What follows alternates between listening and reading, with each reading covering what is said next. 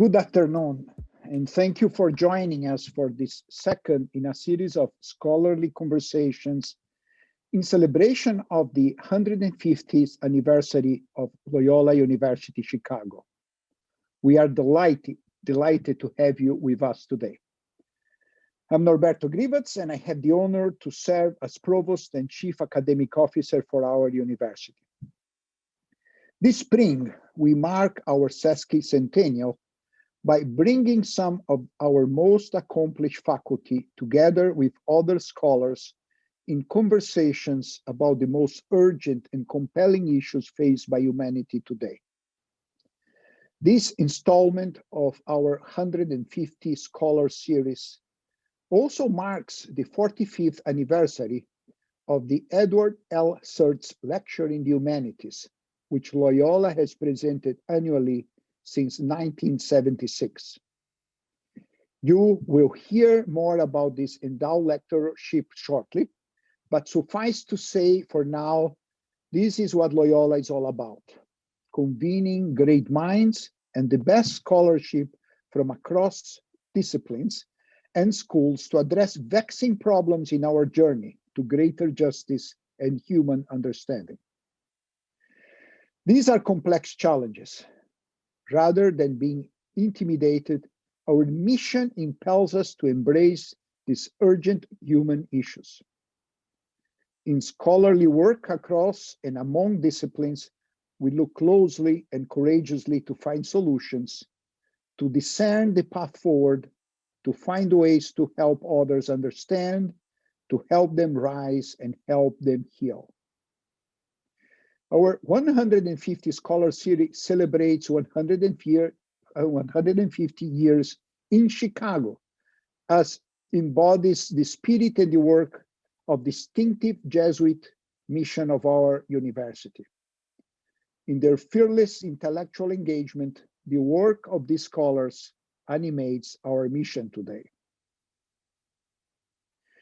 Now I would like to introduce one of those scholars, Ian Cornelius, the Edward L. Surtz, S.J., Professor of English in the College of Arts and Sciences.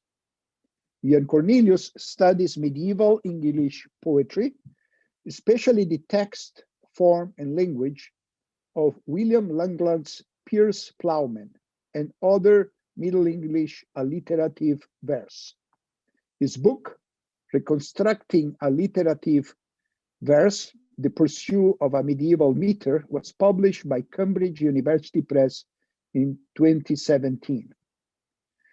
In it, he explores how the rhythms of alliterative poetry in Piers Plowman were shaped by the development of the English language, and how it shaped poetic and vernacular language going forward. Dr. Cornelius will share with us some history and background on the Surtz Endowed Professorship and Lecture.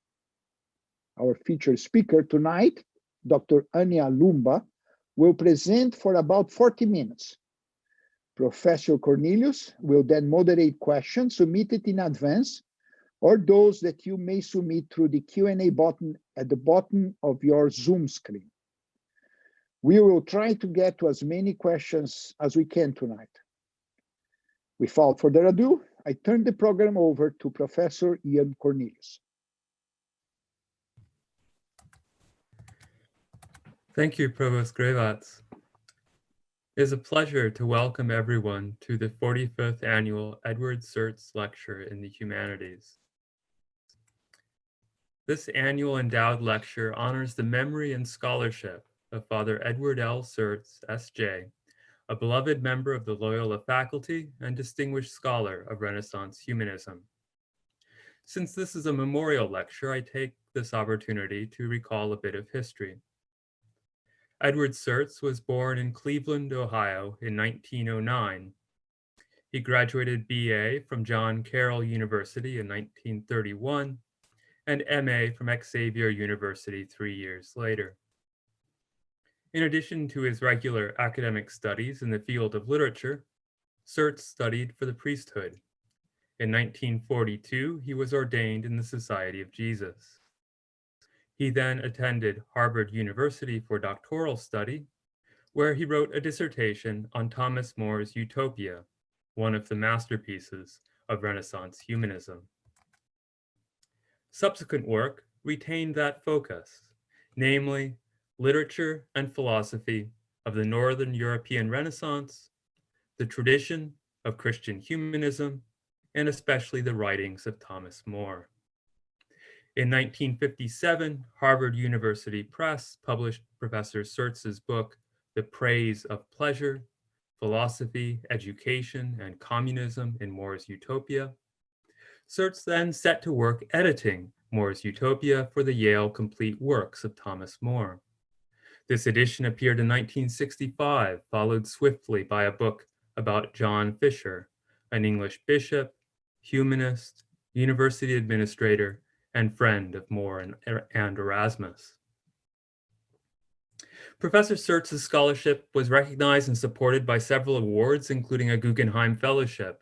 He is said to have impressed everyone with his strictness and high standards, but also his love of learning and his commitment to the pastoral duties of the priesthood.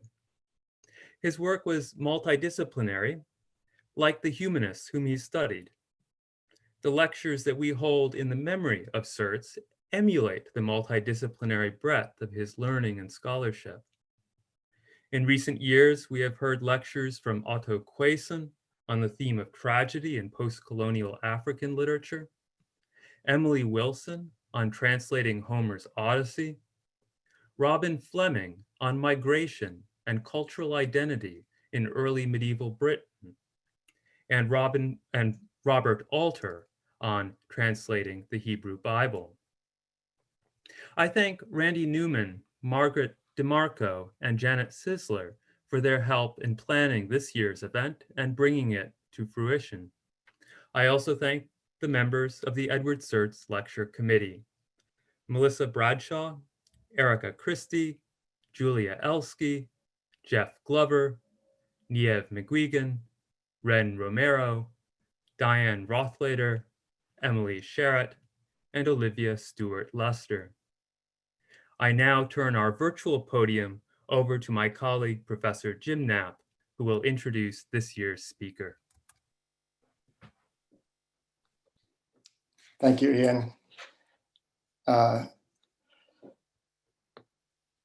past 4 years, culminating in the events last spring and summer, have refocused attention on the legacy of racism at the heart of the American democratic experiment. The continued and overt violence against Black and Brown Americans sparked protests against police brutality and systemic racism that spread throughout the world. Simultaneously, violence against Asian Americans surged after the former president stoked the flames of bigotry by blaming a global health disaster on a racialized other. While the protests last summer were encouraging in that they suggested a possible easing of the willful amnesia that has long served to whitewash our country's history of racism, the response to the protests on the part of those desperate to maintain an American white supremacy threatened by an increasingly diverse, multiracial, and multi-ethnic population was even more horrifying than the events that motivated the protesters in the first place. How hard is it to denounce white supremacy? How can anyone stand by while those who have power and privilege denounce a movement called Black Lives Matter and chant, "Jews will not replace us"? As we watch the violent confrontations in the streets, alive to the urgency of making change, those of us who study early modern literature often find ourselves defending our field. In particular, we're asked, why study Shakespeare and his contemporaries now in this moment? Our speaker today has been working to answer this question for over 3 decades. Anya Loomba is the Catherine Bryson Professor of English at the University of Pennsylvania. Over a remarkable career that shows no signs of slowing down, Professor Loomba has produced an invaluable body of work detailing the complex discourse surrounding race in early modern Europe and beyond, a discourse inextricably intertwined with those of gender, religion, and nation. Professor Loomba's work forcefully demonstrates how an attention to the way racialized discourse was mobilized in the past can illuminate our understanding of race in our own moment. This powerful call to attend to the context in which race emerges as a central concern is evident throughout her scholarly work, which stretches from early modern Europe to modern day India and Southeast Asia. Her monographs include Gender, Race, and Renaissance Drama from Manchester University Press and then Oxford University Press, Colonialism, Postcolonialism from Routledge, and most recently, Revolutionary Desires, Women, Communism, and Feminism from Routledge. She has also edited or co-edited Postcolonial Shakespeare's, Postcolonial Studies and Beyond, Race in Early Modern England, a documentary companion, and South Asian Feminisms. Her most recent edited collections include Rethinking Feminism in Early Modern Studies, Gender, Race, and Sexuality, and A Cultural History of Western Empires in the Renaissance.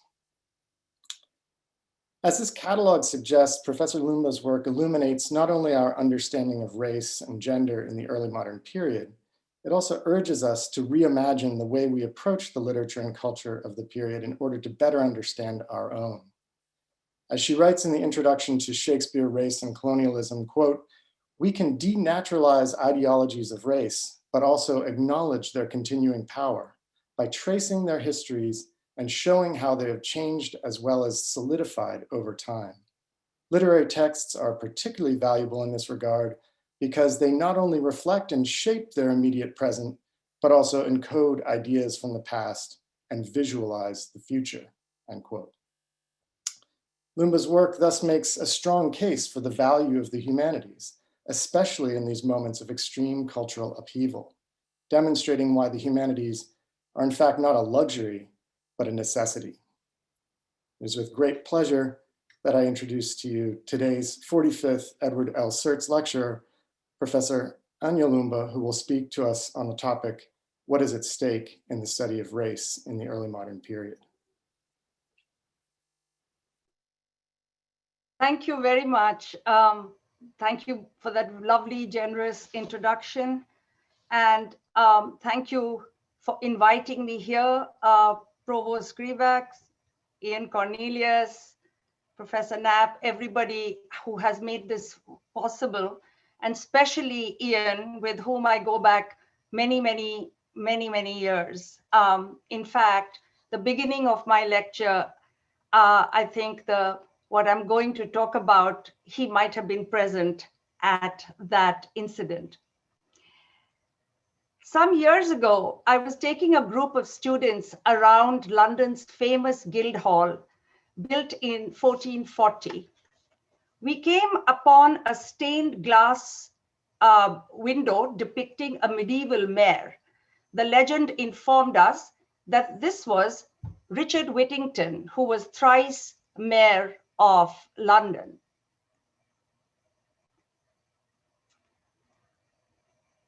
As a child in India, I had grown up on English books that narrated the story of a poor boy called Dick Whittington, who, in a rags to riches saga, ended up becoming the mayor of London. This is how the story goes. Dick comes from the countryside to London because he has heard that the city's streets are paved with gold. Disappointed to find the rumor untrue, Dick starts working at the kitchens of a rich merchant and is lodged in a rat-infested garret. Unable to sleep, he spends his only penny on a cat. When the merchant organizes a trade expedition, he asks everyone in his household to contribute something to the venture. Having nothing else, Dick ventures the cat. Now he's plagued both by the rats and by a mean-spirited cook in the kitchens. He decides to run back to where he came from. But on his way out, while climbing Highgate Hill, Dick hears the famous Bow Bells of London ringing. They seem to be saying, "Turn again, Whittington, once Lord Mayor of London. Turn again, Whittington, twice Lord Mayor of London. Turn again, Whittington, thrice Lord Mayor of London." Struck by this prophecy, Dick returns to the merchant's house. Meanwhile, the ship carrying his cat sails to the Barbary coast, where the Moorish king purchases the entire cargo for a load of gold and insists on feasting the English traders. But the banquet is disrupted by legions of rats and mice. The English factor tells the king and queen that they have a creature which could exterminate these vermin and produces Dick's cat, which proceeds to decimate them to the astonishment and delight of the Moors. Upon hearing that the cat is pregnant, they offer to buy the creature for 10 times the price of the rest of the ship's cargo. The ship returns to London. The merchant informs Dick that he's now a rich man and offers him his daughter's hand in marriage. Dick joins the merchant in his business and ends up becoming the mayor of London 3 times, just as the bells had predicted. This story, circulated in cheap chapbooks and ballads, and since the 1600s has been adapted to virtually every medium. Samuel Pepys notes that he watched a puppet show of Whittington at Southwark Fair. In 1688, the clown Joseph Grimaldi acted as the female cook in Dick's scullery. By the 19th century, it was a pantomime that is still performed in London and elsewhere.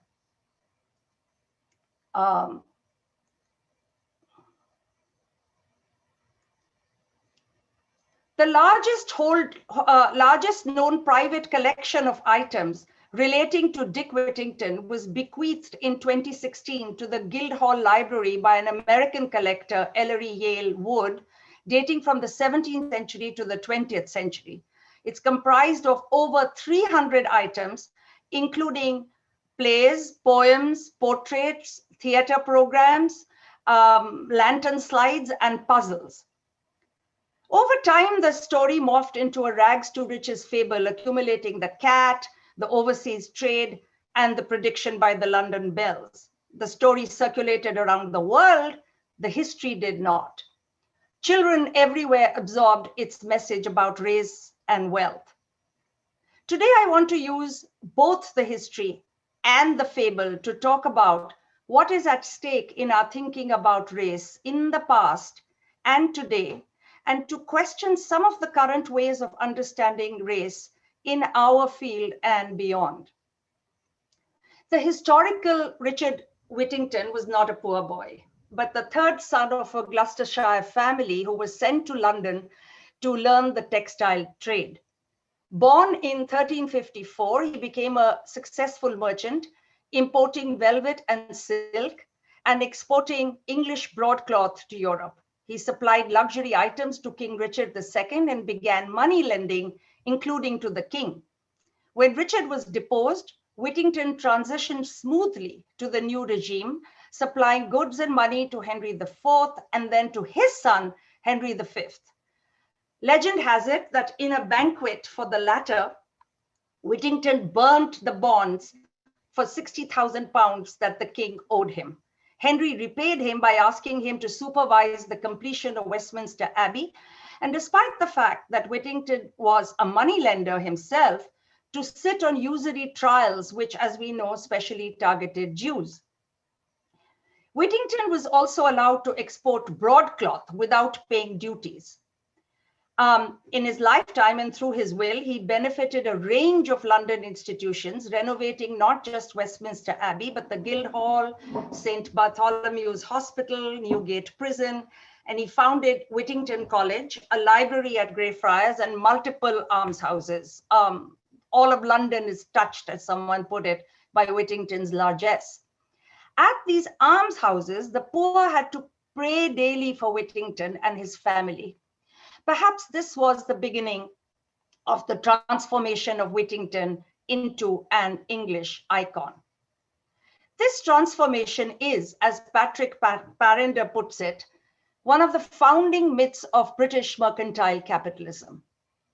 Parender contrasts Whittington's story with another contemporary rags to riches tale, that of Simon Eyre, a shoemaker who rose to become Lord Mayor of London. The story was told by Thomas Deloney, as many of you know, in a 1597 collection called The Gentle Craft, and more famously by Thomas Dekker 2 years later in The Shoemaker's Holiday.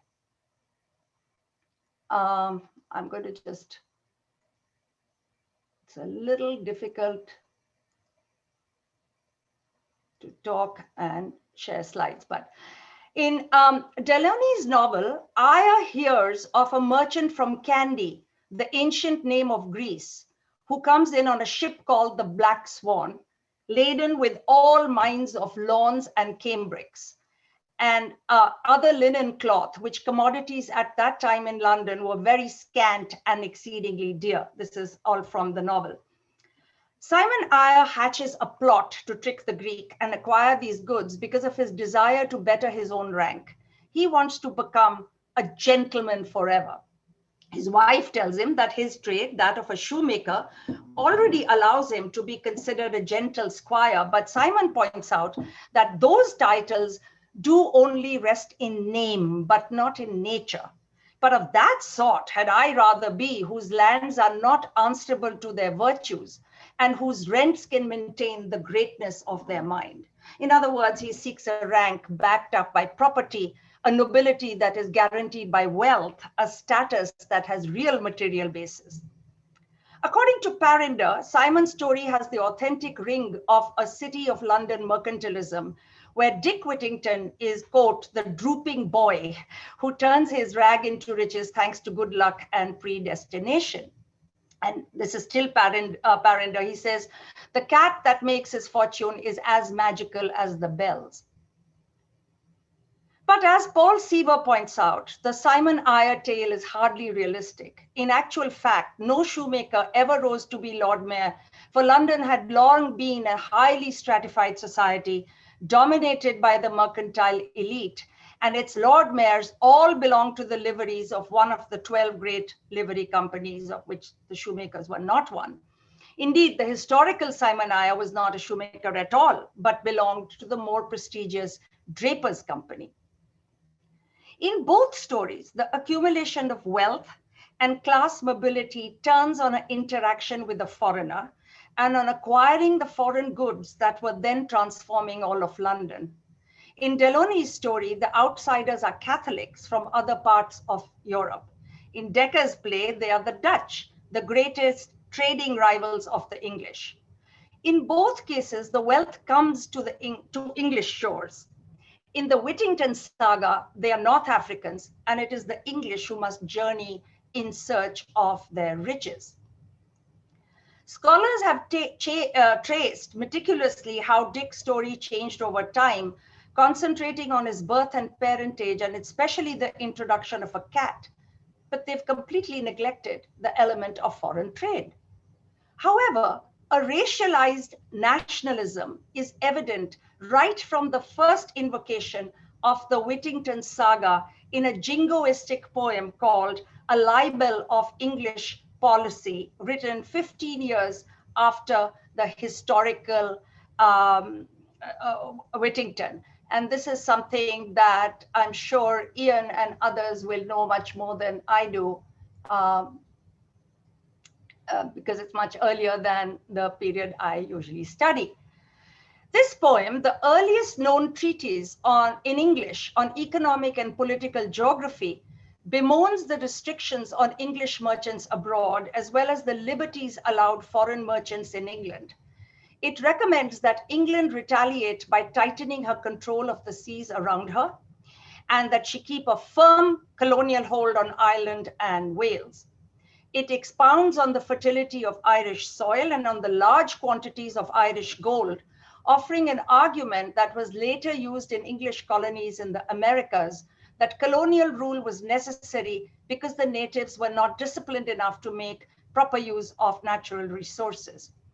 Moreover, it warned that if a wild Irish wildling became its king, Ireland would ally with Scotland, Spain, and other enemies of England, threatening the nation itself. To strengthen the nation, the libel advocates an alliance of the nobility and merchants, citing the cautionary tale of Denmark, which the poem says destroyed its merchants and fell to poverty. If English merchants survive, so will the country's nobility. It is the merchant who upholds English honor, not just internally, but globally. It is to bolster this argument that the poem offers an example of Whittington as the son of merchantry, a lodestar and chief chosen flower who contributed so much to English honor that pen and paper may not me suffice him to describe. Indeed, in Whittington, the two classes are organically aligned because, quote, he also remains the son of a knight. Now, the libel of English policy was written on the brink of what economists call the great slump of the 15th century. English wool exports to the Low Countries and other parts of the continent were jeopardized because of hostilities with Burgundy and France. Internally, there were food shortages and rebellions, including the Lollard Rising of 1431. In this climate, the figure of a merchant who sustains and is sustained by nobility and in turn gives to the poor works as an accommodative ideal, smoothing over social tensions by bolstering a nationalistic vision of trade and empire. By the early modern period, when the Whittington story suffused popular culture, his lowly birth had entered the tale. And I'm skipping over the many interesting ups and downs. Heywood's play, If You Know Not Me, You Know Nobody, suggests that the low birth is a rumor. But a 1612 ballad claims that both knighthood for Dick and his poor birth in Lancashire. And already by, excuse me, is that the right share?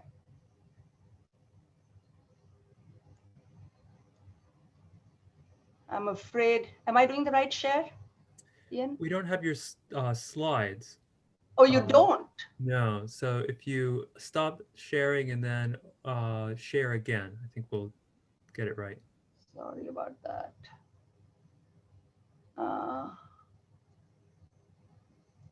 Okay. I mean, these are just interesting. They're not essential, but you can see that by 1608, he's already featured in an epigram for class transformation. 'Tis said that Whittington was raised of naught, and by a cat hath many wonders wrought. But fortune, not his cat, makes it appear he may dispend 1,000 marks a year.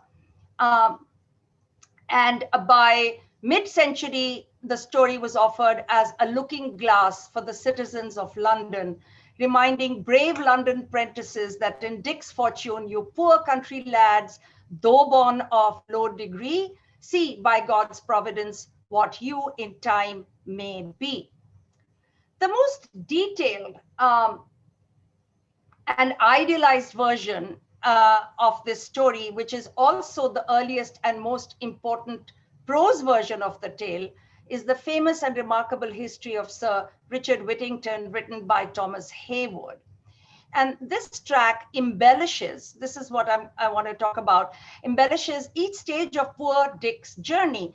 Here, the merchant's sympathetic daughter is, quote, of a good and gentle persuasion. She persuades her rich father to take Dick in and offers her own money for him to venture.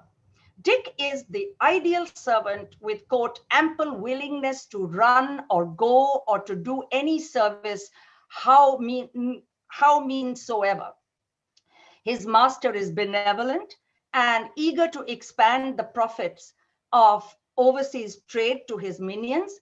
He insists that even the poorest member of his household must venture something abroad. When the wealth from Barbary comes in, the merchant calls Dick in, saying, indeed, Mr. Whittington, you are at this tune a better man than myself in estate, and then showed him all those cabinets and caskets and how richly lined they were. Turning to his master, Dick presented all his riches before him and told him that all he had was at his disposing and service, who answered him again that for his own part, God had lent him sufficient of his own, neither would he take from him the value of one Barbary ducat. Dick is appropriately grateful and humble, the master appropriately honest and generous. In Heywood's hands, Dick's story actively rewrites the enormous tensions between masters and servants authorities and rebellious working classes prevalent in England during the late 16th and early 17th century, when the country was troubled by economic crisis, political crisis, social tension, and popular disorder, resulting from a sequence of harvest failures, dearth, food riots, as well as unemployment in the clothing trades. Dick's migration to London, because, quote, he was almost starved in the country, indexes the historical influx into the city, which doubled its population between 1580 and 1600. The enclosures and privatization of land had violently dislocated agrarian workers, turning them into proletarians in search of employment. But the laws prohibited laborers from leaving their shires without written passes or without hiring themselves out for at least a year, unless, the rule went, a person owed property worth 50 shillings per annum, was an heir to property of that value, or possessed goods worth 10 pounds, or belonged to certain specific callings. He was not free to dispose of his own labor. According to the famous and remarkable history, Dick spends 2 days gaping among the shops and gazing upon the buildings. In fact, a boy roaming about the city would have been labeled a vagrant, for which the punishment was severe. And according to the Vagrancy and Poor Relief Act of 1572, quote, first offenders were to be imprisoned and upon conviction were to be whipped and burnt in the ear unless some worthy householder accepted them in service for 1 year. Second offenders were to be judged felons unless a householder took them into service for 2 years. A second offender who ran away was to be hanged. Earlier, a short-lived parliamentary legislation threatened to impose slavery on individuals who refused to work. As Michael Gasco observes, the willingness to address vagabondage with actual bondage suggests the nature of the crisis that the Tudor elites perceived. In Heywood's story, Dick's future master threatens him with the stocks and whipping post and offers him employment only when his daughter pleads Dick's case. Dick's miserable life in the scullery and his running away also obliquely acknowledges the conditions of servitude at the time. Runaway servants accounted for 2/3 of the vagrants punished by Bridewell Court between 1597 and 1608. This was hardly surprising because many domestic servants were treated like slaves in English households. As the Swiss ambassador Thomas Platter noted, apprentices' lives were barely better. There was what Roger Manning has called an epidemic of apprentice riots lasting nearly 2 decades. The story of Dick's assimilation into a benign household thus smoothens over some of the sharpest class divides of the time, just as his rise among the mercantile and civic structures of London glosses its increasingly oligarchic nature. It offers, as Crystal Bartolovich has argued in the case of A Shoemaker's Holiday, a purposeful counterfactualization of history at the moment of capitalism's emergence. By the late 16th century, when the Whittington story had acquired all its stable features, England had its eyes on a much larger world market. After 1570, in addition to the export of cloth to Europe and the import of Eastern spices, England tried with new vigor to emulate and disrupt Spanish and Portuguese domination in both East and West, to trade with Muslim, that is Moorish lands, including Turkey, Persia, India, and Moluccas in Asia, Morocco, Tunis, Malta, Algiers in North Africa, and of course to establish colonies in the New World. Over the same time, as we know, the English slave trade had been firmly established. Between 1551 and 1600, 1,900 slaves were carried from Africa to the New World on English ships. And I'm stressing that because of so much obfuscation over the years that the English were latecomers, the English were not really involved, etc., which the more facts we have, the more it's getting the numbers rise. By 1642, this number was to rise to 3,400. And of course, we know the millions that follow. Now, there are two persistently difficult issues in scholarly analysis of this crucial historical period. The first is this. Despite a vast scholarship on the growth of trade on the one hand and the growth of colonization and slavery on the other, the two phenomena are often addressed in isolation from one another. Moreover, as Dan Wittges has pointed out, scholars in the fields of literary studies, art history, and cultural history tend to downplay or ignore the elitism, violence, and exploitation that enabled global trade and therefore accompanied high art production, multiculturalism, and consumerism during the global Renaissance. It is forgotten, to quote Wittges again, that the system of, quote, free trade then and as now was conducted with power, force, and fraud as basic strategies, and human bodies were at stake. Slavery and colonialism developed precisely within the ideological crucible of trade, as Karl Marx pointed out in a classic passage from Capital. After describing the expropriation of the commons, Marx writes, the discovery of gold and silver in America, the extirpation, enslavement, and entombment in mines of the Aboriginal population, the beginning of the conquest and looting of the East Indies, the turning of Africa into a warren for the commercial hunting of black skins signaled the rosy dawn of the era of capitalist production.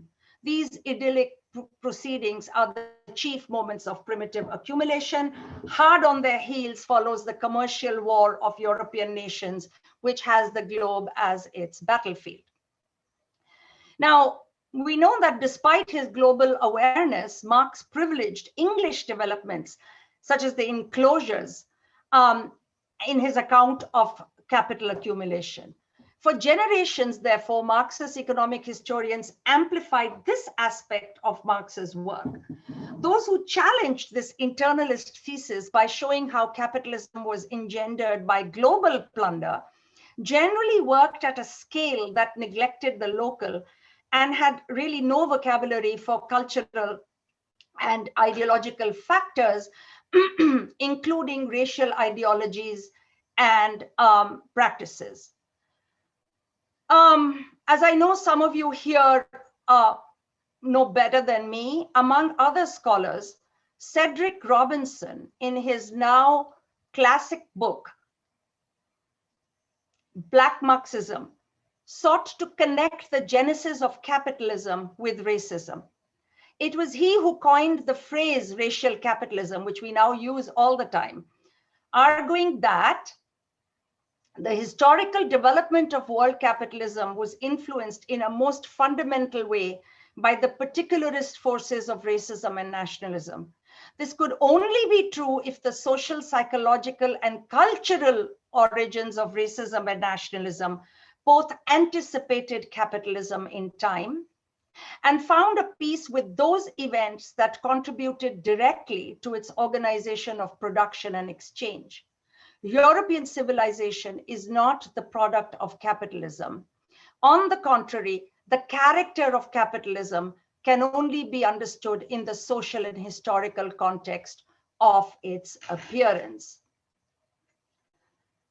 Now, Robinson argued that class differences provided the ideological and material structure for ethnic and racial categories. Pre-modern scholarship has corroborated this insight. For example, peasants were often described as the children of Ham, condemned by Noah to slavery. That idea morphed, and over time, the villain peasant was replaced by the man of Ind, and then the blackamoor. In other words, class conflicts at home were managed and renegotiated in tandem with an expanding world, one result of which was, in Robinson's words, he says, the effects of racialism were bound to appear in the social expression of every strata of every European society, no matter the structures upon which they were formed. None was immune. This proved to be true for the rebellious proletariat as well as the radical intelligentsia. Robinson bemoaned the fact that the processes behind the appearance of a racially conscious working class nationalism have been obscured even in radical English histories, and he urged scholars to attend to the underpinnings of race in the very construction of class and nation. Fables like Dick Whittington's express several features of the racial capitalism outlined by Robinson, and they bring together changing landscapes at home and abroad, and they fuse together a variety of foreign locales in the old world and new to offer an attractive romance of class transformation, which hinges on acquisitions from outsiders who are both the fulcrum of the story and marginal to it. The wide circulation and popularity of such fables accommodates the changing national and international dynamics, shaping and expressing the fantasies of upward mobility among English subjects, most of whom were in fact denied it. So let me elaborate. I want to just, in Heywood's tale, the ship carrying the Dick's cat comes to the, and I'm quoting, the utmost coast of Barbary, where never any Englishman or scarce any Christian had ever traded before, where they showed some of their commodities and offered them to be vended. The Moors came down in multitudes, much taken with the beauty of their ship, for they had never seen any of that building or burden before. But when they had taken a serious view of their commodities, such as hatchets, knives, looking glasses, fish hook, etc., but especially their cloth and kerseys of several sizes and colors, they brought them gold in abundance. For it was more plentiful with them than lead or copper is with us. Now we know that Barbary refers to the coast of North Africa, including Tripoli, Algiers, and Tunis, all of which were the principalities of the Ottoman Empire, as well as Morocco, the only country there to remain free of Ottoman domination. Heywood's story suggests a primal, a first encounter between Christians and Moors, the English and Barbary coast inhabitants. As we know, the Moors are dazzled by the ships, desperate for objects such as hatchets, knives, looking glasses, and fish hook. In actual fact, there had been centuries of previous contact, and well before Heywood was writing, Queen Elizabeth had established an arms trade with the Moroccan Sultan Ahmed al-Mansur, whose secretary spent 6 months in London to negotiate an alliance against Spain. At the same time, the English were at the mercy of Barbary pirates in the region who took, lots of vessels. And ironically, many of the pirates were English, one famous one being Jack Ward, who converted to Islam and was known as Yusuf Rais. So the idea of Moors who gape at English ships and are willing to give, all their wealth for very basic things, actually inverts the actual geopolitics in North Africa and include in Ottoman Turkey and Mughal India. And this slide, you can see English, Portuguese and English bringing gifts to the Mughal monarch. It's just a very pretty picture, not that I'm talking about India, but actually it's pretty similar to what was happening there if you read English writings of the period. Now, these were all supposedly Moorish territories where the English were desperate to impress the monarchs in order to gain trading facilities, bringing rich gifts, which, however, always failed to impress. The persistent European dream of unequal gift exchange, I give you a glass bead and you give me a pearl worth half your tribe, turned into an endless nightmare in these regions. This dream, of course, was partly honed by New World travelogues, which had for long spun scenarios of natives innocent of the value of their own goods or even of their own people. Pigafetta writing that they will give for a knife or fishhook, note the similar language, 5 or 6 fowls. For a hatchet or for a knife, they give us 1 or 2 of their daughters for slaves. And Vespucci reporting that, quote, we collected 150 pearls, which they gave us for a small bell, and a little gold was given to us for nothing. These narratives are careful to emphasize that the Americans did not have to work for the gold, even though other reports, such as those by Las Casas, detailed how gold was extracted by violently enforced labor. The Dick Whittington story transposes such scenarios to Barbary, insisting that gold was also more plentiful in the land of Moors than lead or copper, which is why they could consider the exchange of a ship full of gold for the cat a fair deal. And while much critical ink has been spilt on Dick's cat, it remains unnoticed that that tale also neatly reverses the historical trajectory of the feline. All domesticated cats have a North African lineage and likely came to England, as to the rest of Europe, from there via Cyprus.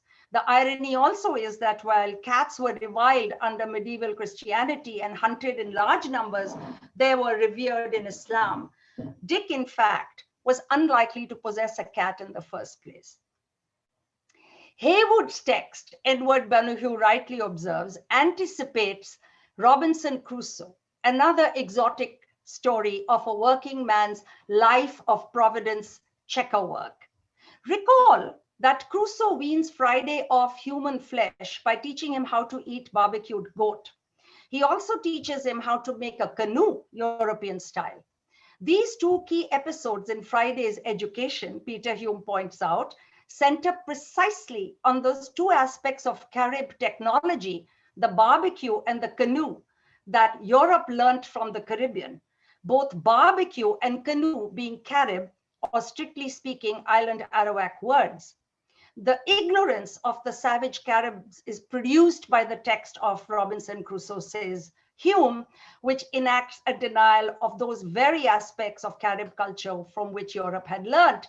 And to this list, we can add corn, which was first cultivated in Mexico and imported to Europe by Columbus, and yet it is Crusoe who teaches Friday how to cultivate it. Analogously, I'm suggesting the Whittington tale produces the cultural and natural backwardness of the Moorish world by appropriating precisely those aspects in which England lagged behind it. Discussing the moment that Crusoe is stunned to find that he's a wealthy man, Hume also makes the important point that it marks the discovery of the secret of capital itself, that it accumulates in magical independence from the labor of its owner. In Whittington's case, even more than in Crusoe's, the reality behind this magical independence remains unseen. Whereas we know that Crusoe has invested in slaves, Dick's fortunes depend on a cat, which we can read as a mythos of English goods, which crucially amounted to, well, not much. Haywood's play, Fair Maid of the West, elaborates the dynamic of the Whittington story and offers a fully fledged racialized and sexualized account of English class transformation and nationalism. In that play, as many of you know, an English barmaid named Bess becomes rich through her adventures in Barbary. In that text, there's no cat. In fact, the English have nothing to trade except Bess's sexuality. Just a kiss from the wondrous English lass is enough to make the king of Moors lavish her and Europeans in general with favors, including trading privileges. But because Dick, unlike Dick, Bess comes into direct contact with the Moors, the dangers of such encounters need to be emphasized. And even Bess's servants, who themselves dream of upward mobility, of being transformed into wealthy men in Moorish lands, recoil from the spectacle of a Moor smooching this girl worth gold. While early modern critics have attended to the racial nationalism of this play, they have not noticed the connection between it and Hayward's history of Whittington. Juxtaposing the two, I have suggested, we see the slow blooming of a racialized romance of trade, so that eventually the romance of class transformation and the romance of racial mastery become inextricably and obviously fused. In this way, Hayward's tale directly addresses the problems in the field that I earlier outlined. Let me conclude. Crystal Bartolovich is among the few scholars who have insisted on highlighting the organic connections between domestic class transformations and overseas expansion, reminding us that the labor power that might have been collectivized in a global commons was diverted to elite purposes both inside and outside England in a new form and at an expanding scale. In their work on piracy, Peter Linnebaugh and Marcus Rediker also make this connection, writing that it was the enclosure of land, the removal of thousands of people from the commons that created a deracinated population, forced to overcome the traditional fear of the open sea and become available to redeployment in the new economic projects and new geographic settings of merchant capitalism. Note their use of the word deracinated for the evicted population of the commons, which suggests that such dislocation, and particularly the inhabitation of the open seas, what Christopher Connery has called the myth element of capitalism, that these erode older particularisms. While Marcus and Rediker are interested in indicating the alternative communities that were formed among pirates and lascars, what we see in the Whittington tale and related stories is the opposite. Unmoored from the commons, the English underclasses did not become more cosmopolitan, but less so, just like their masters. As Cedric Robinson rightly insists, the tendency of European civilization through capitalism was not to homogenize, but to differentiate, to exaggerate regional, subcultural, and dialectical differences into racial ones. Robinson's argument that capitalism did not inaugurate racism, but was itself shaped by its changing forms, has inspired many of us in the field of early modern studies.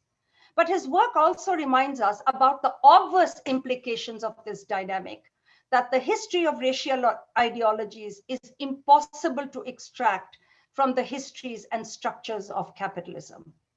There is a tendency, both within the field of early modern studies and in analysis of the modern world, to do precisely that, only reversing and mirroring the neglect of race in studies of capitalism and inequality.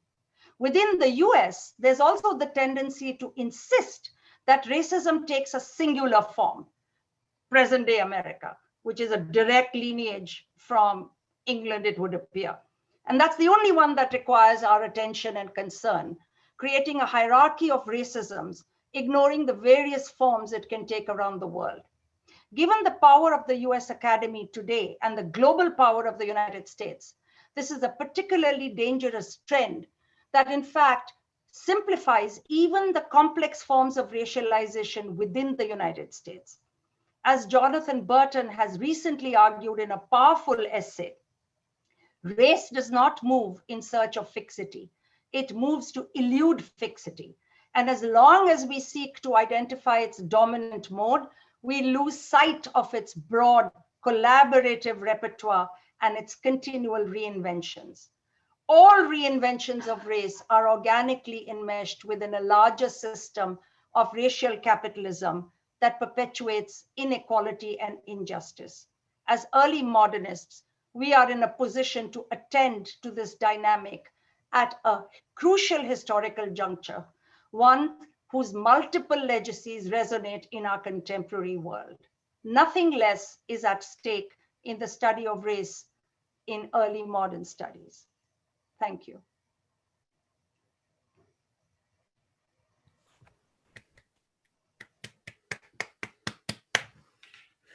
Thank you very much, Anya, for that rich and really urgent lecture. We have a question from my colleague Suzanne Boss, and I'll read that question out for us to talk about.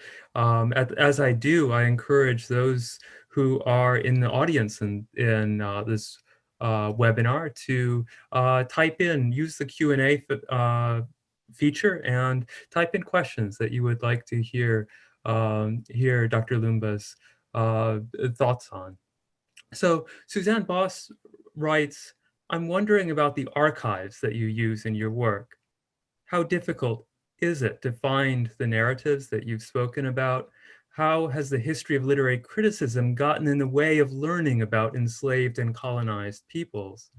And how should those stories shift the ways in which we think about and teach British history and British literary history?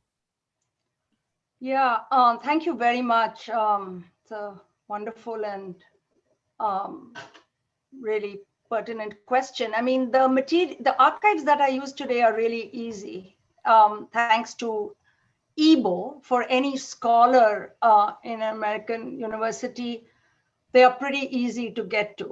Well, not all of them, but the main literary narratives, the poems, those texts. It's a little daunting in terms of the travelogues and materials like that. I think those are available, but they may be hard to actually read through, to grasp, to abstract. But I think that work has been happening in our field for a long time. So what I want to really emphasize is two things.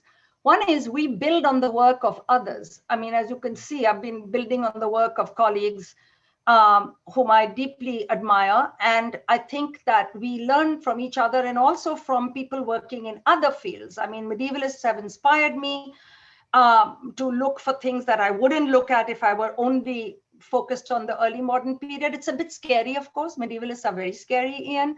But so the materials are difficult, I think, if we think of ourselves as the solitary scholar needing to do it all. And I want to also say that maybe the time has come to do a lot of collaborative work, because each of us is a specialist maybe in one part of what we do. But what I'm talking about, a kind of global capitalism, is, you know, it's hard for one person. But I want to say that, and then I'll get to the second part of your questions about the history of literary criticism.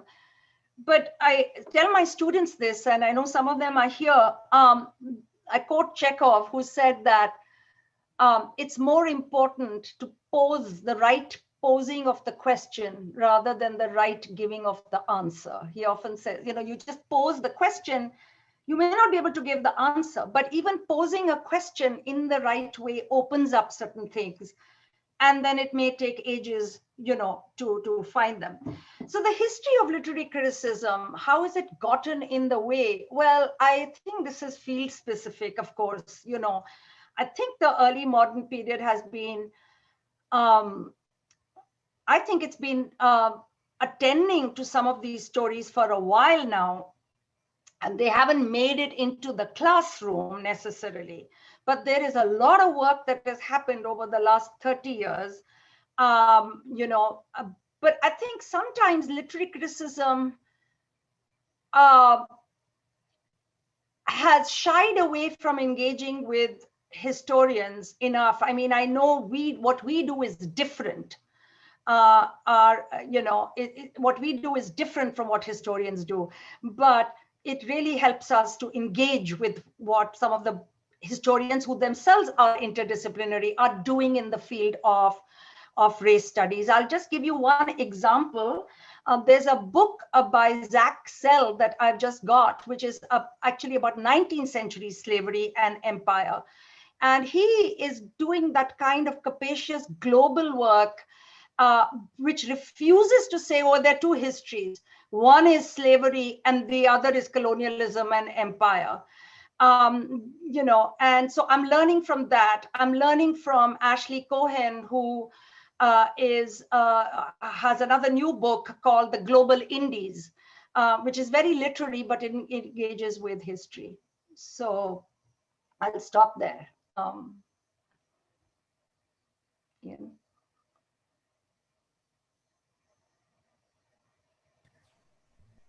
We have a couple of additional questions. Yeah, a question about the last point you're making in the conclusion. I'll read this question out. Could you please elaborate on the last point in your lecture, the bracketing of capitalism from race theorizations and studies? How do you see that playing out in early modern studies or in the literary humanities broadly? Yeah, I mean, that's that's the question which inspired me to write this talk. Well, look, I think, especially as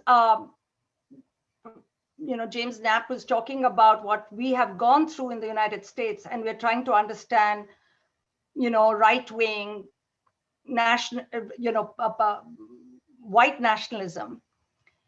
And we often talk about class and race being, being connected. And I think that in order to understand what we are in at this moment, means not separating out those two histories, but looking at the connections. If we're trying to understand what fuels this kind of fascistic mindset. And in India, the same is happening, with Hindu nationalism, with right-wing Hindu nationalism. So I think what I'm trying to say is that we cannot separate race.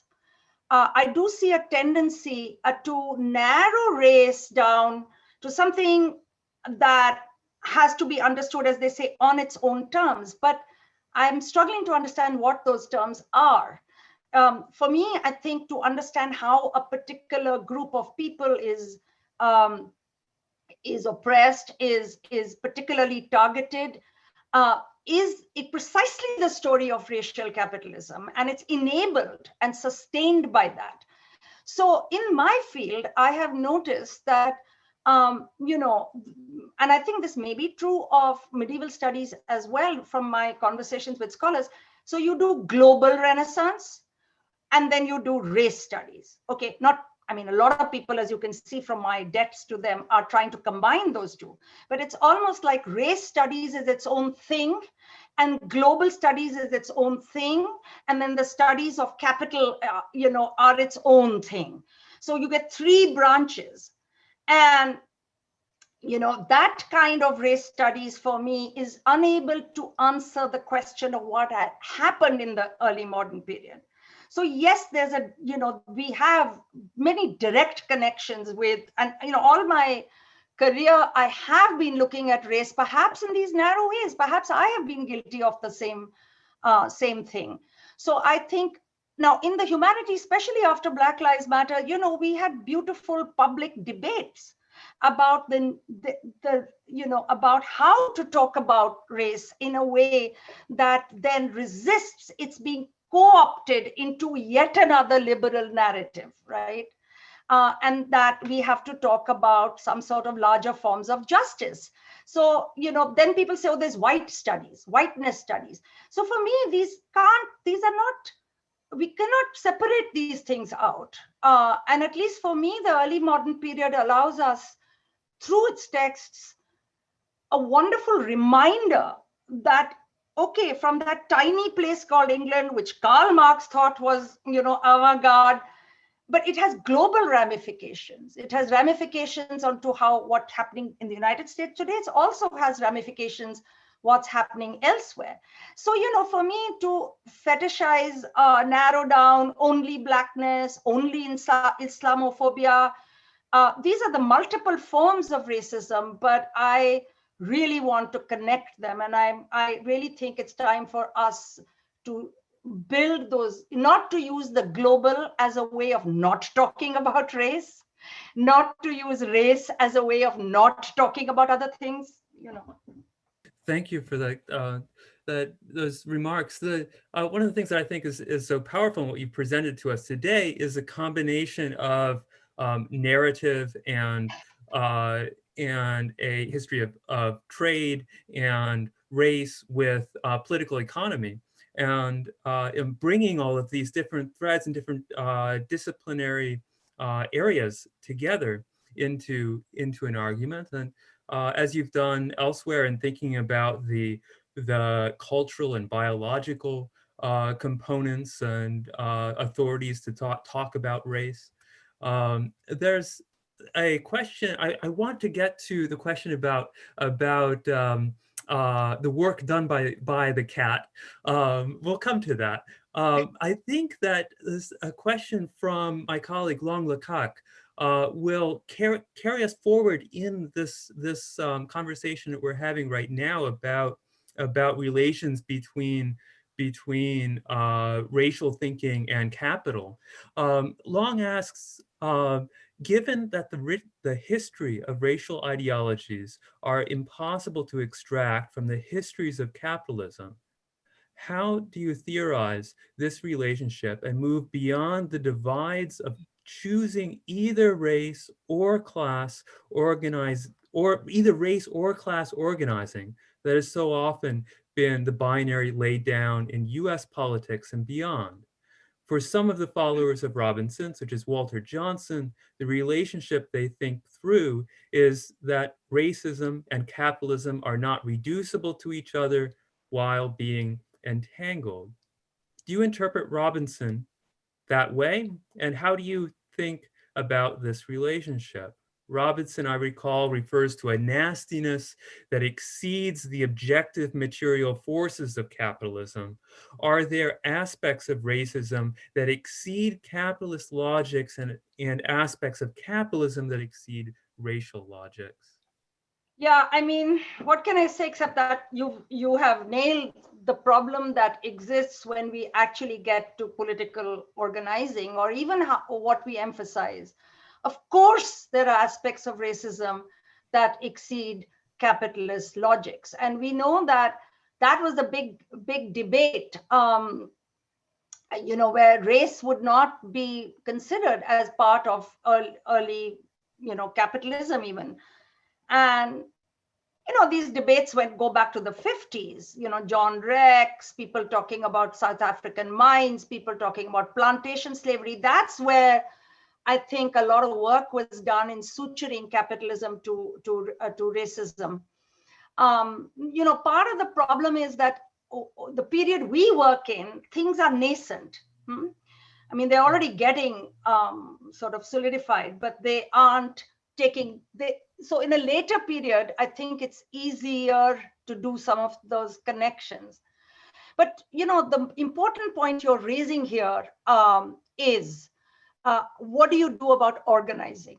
Okay, so let me just take you a little minute away from the United States and say that this is precisely the problem that also has come up in relation to Dalit or caste organizing in India. Okay, historically, the left has not taken caste seriously enough. And it was B.R. Ambedkar, the big interlocutor of Gandhi's and radical Dalit intellectual and organizer who actually pointed that out and pointed to the specificities of caste, which if you keep talking about it as class, you're not going to get to those elements. And I think that's exactly true of race as well, as we know, right? And similarly, we can talk about patriarchy and capitalism. They're not reducible to each other, of course. But what I just wanted to name as a problem is evacuating those connections by starting saying, yes, they're not, and then you evacuate it. And I actually want to bring up an example that might, and I'm doing it to get away from the United States so that to come back to it through a slightly different detour. And my example is Isabel Wilkerson's new book called Caste. which, as you know, has made waves, and everybody's talking about it as, the New York Times says it's a classic for our times. So Wilkerson uses caste to recenter, to think about the continuing problem of race in the United States. But in the process, she detaches both race and caste from capitalism. It becomes just something, and particularly caste. She's not talking very much about caste at all. So it just becomes a way to, again, to talk about race in a way that almost suggests that nothing can be done to change it, okay? So while I don't think she's wrong in talking about the way, she's talking exactly about the ways in which race exceeds class, right? But at the end, as various reviewers have noted, it leaves you pretty baffled about how to build a program and what to do, right? But I agree that in terms of, Dalit movements have been very suspicious of left-wing Marxist movements, paralleling exactly what has happened in the US. But I think we are at a juncture where people are connecting them. They are doing it. And I want to, talk about, I think we also need to acknowledge the work of those who have tried to connect these things without reducing them to exactly each other. Yeah. I hear an argument for a stronger, better comparativism. Yeah, it's a big one, okay? I'm talking in my sort of humble, small way of in academia where we can do it. The political movements are on a difficult terrain where, yeah. Right. Let me, there's a question that takes us in that direction, I think, from Jonathan Burton. Jonathan observes that Jim Nappen's introduction acknowledged an impetus for this lecture and in a 4-year period of heightened racism in the United States. And of course, it's important to acknowledge the much longer history there. At the same time, Anya is concerned about America's experience of race eclipsing all others. What are your strategies for helping students to pivot from America's race stories, to more global experiences of racial formations? Yeah, thank you, Jonathan. I think partly it can be done from within early modern literature. I also teach postcolonial, and I'll give an example of how I do it in those classes.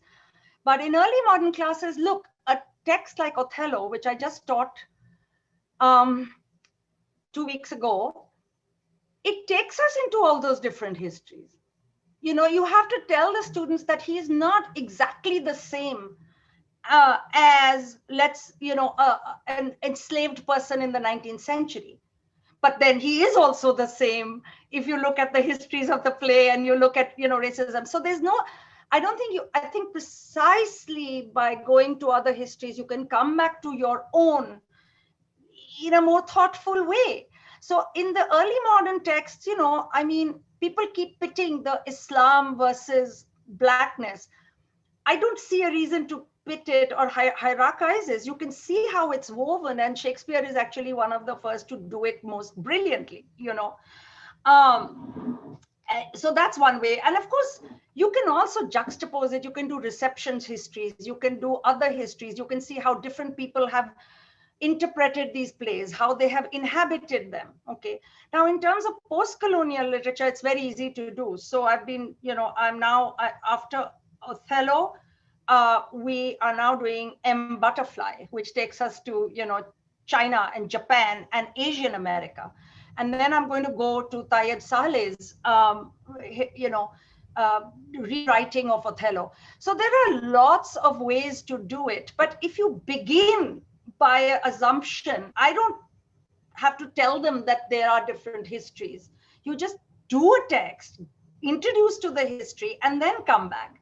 So to assume that all our students are narrow, are not interested in the world, is something that I have found otherwise. If that's what you're going to give them, then that's what they're going to live in. But I have not found any shortage of engagement with other racial histories if we ourselves are willing to bring them into the picture.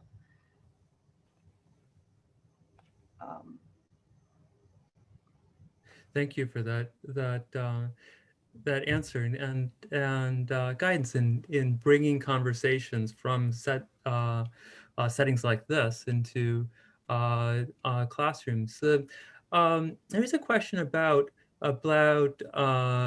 Black American Marxists, the archive that they provide, pointing out that many of them were powerful internationalists. Is that something, would you like to speak to that? No, absolutely. I think that's a wonderful reminder. For that, Du Bois is a wonderful reminder, you know, when he writes from the Warsaw Ghetto and he connects these histories. But of course, American Marxists have always, you know, tried to inhabit. But in fact, Marxists, but also so many of the Black Panthers, so many of, you know, they were completely open to making international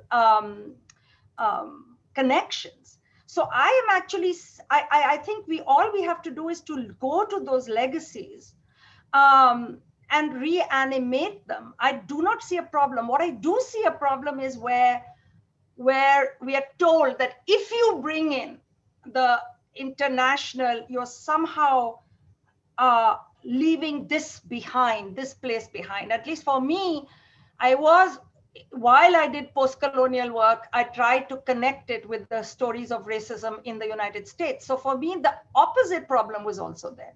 People who talked about post-colonial didn't talk about race, didn't talk about minority histories in the United States. So I would say that I wanted to push from both those ends. But I am very worried, and I will say this again. Nancy Fraser has an essay in New Left Review where she says, because most of the journals now are in American, she notices in feminist studies, somehow certain themes will drop out, and only those things which make sense in America are going to be counted as feminist scholarship. And she points out how so many international journals have shut down, there's no funding. This is the largest academy in the world. You know, it has the most money. And so we have to be very mindful of the ways in which we use our privilege here. You know, and there's no hierarchy of the non-privileged. There's no hierarchy. There are many, many people, even I would say, yeah. So for me, I think Jean's reminder of Black Marxism and Marxists talking about race is really important. Yeah. Thank you. I think we have just a couple more minutes. There's one I want to maybe call on myself here to ask a question that I think will underline the significance of approaching these topics from your archive, from early pre-modern materials and early modern materials. There was for a long time and still to some extent a set of definitions of race and racism that tended to claim this topic in a sense as a problem for the modern developed West. And one of the ways that it was claimed in that way was by saying that it was that race was understood in biological terms, in modernity, and that set it apart from the non-West and set it apart from pre-modernity. And one of the moves that you've made in pointing out the ways that you've carried this conversation forward is by challenging that narrative, both at the level of the factuality of it and in pointing out what is lost in the wider comparisons and understanding of how race works when we accept this definition that would claim race as a problem for the modern developed West. I wonder if you could just say a little bit more about that vector in your work. You know, racism is not just a problem of the modern developed West. First of all, racism, as I argued earlier, it kind of predates capitalism. We've seen some of its forms, but they have been transformed. All over the third world right now, you're seeing forms of racism. I do not understand the Rohingya crisis or what's happening with the Dalits and Muslims in India as anything but racism. And what we are seeing in those narratives is precisely a way to justify it, which, while not being quite the same as the proto-biological, always seeks to talk about the unchanging nature of these people, right? Internal to Africa, we forget the fault lines between North and South Africa, which has been really in the 20th century a major fault line, and which you can see in early modern Leo Africanus talks about it, the North and the South.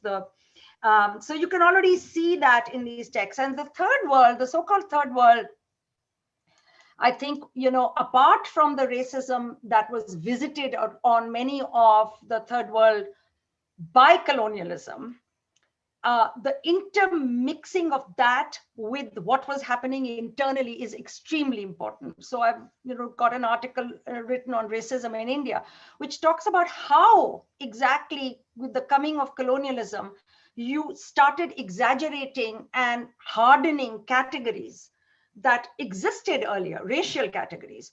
So similarly, Ian, I think some such move when we make from medieval to early modern, people are always trying to claim that this is the moment of the birth of racism. This is the moment of the invention of. I wouldn't do that only because you can see these longer legacies, But at the same time, I also want to say that so caste is seen as something immemorial. It's very old. Yes, it's very old, but it has transformed itself and precisely alongside first colonialism and now capitalism. It does not stand outside those structures, which is what Dalit activists will tell you themselves. However, I mean, obviously it's not reducible, but the forms of Islamophobia, as a new book on Islamophobia links it to structures and institutions. Now, these are not things which are confined only to the first world, I think. And that's something we have to understand. The history of race in China, for instance, it's a very old history of, racial constructs and difference. Thank you. And we won't have time, I think, for most of the remaining questions, but Crystal Bartolovich has asked whether we've forgotten about her cat. And so, that maybe is the place to end. I was delighted by your discussion of the cat being reversed in its movement, so being brought back to North Africa where cats probably were domesticated. I'm wondering what it means that the cat's activity is rendered important. It's not turned into a cat skin rug, but instead put to work chasing mice. Is this? Yeah, I love that question. I was actually thinking maybe what we need to do is the history of rats there, and maybe it's connected to the plague narratives, and that would really make it. The work of the cat is to rid the vermin, and then you start thinking, who are the vermin? Vermin can take human forms as well, as we know later. But in the story, when they look at the cat, they see the cat hunting the vermin, they make the comparison with the lion, the Moors, and they say, oh, this is a much more noble animal, more noble than the lion. We've seen lions hunt, but they can't kill rats. So the cat's work is really important. All right. Well, I thank you for this conversation and for your lecture. Yeah. And thank you on behalf of all the attendees who would be clapping at this point if we were in person. And sorry we couldn't be, but delighted to hear from you and to have this conversation in any case. I now turn the podium back to Provost Grevats for concluding remarks. Thank you, Ian. Thank you, Dr. Loomba, for this deep and fascinating discussion. I was especially fascinated about the idea of what Ian said before, the narrative combination with economic history. And I thought that was an incredible combination. The English fantasy to support colonial trading practices was incredible to me, and the idea that this then brought you to foreign colonized nations. And of course, at that moment, you come to racial spread of others and their backwardness, and with the English basically becoming the guardians of the others. I thought all of this was, even though, of course, our conversation is in the early modern period, it's so modern. I mean, we don't really, it was so well connected with what we have now.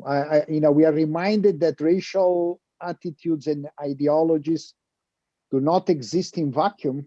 And in our contemporary society, but they are woven into the history of global societies. And so we are thankful to you, Professor Loomba, for sharing these perspectives. It was really excellent. Thank you also to Professor Cornelius and Professor Knapp for the introductions and the questions. And thank you to the audience tonight. Your support and engagement is really integral to our mission of connecting communities with scholarship and discussion and research and action, which has been the Loyola legacy for over 150 years now, and it continues today. Our mission is to foster civil discourse, and this is important, more important than ever. And so, thank you. I want to invite all of you for our next 150 Scholars event, which will happen on Tuesday, March 2nd. And we'll have then Professor Edmondo Lupieri, who holds the John Cardinal Cody Endowed Chair in Theology.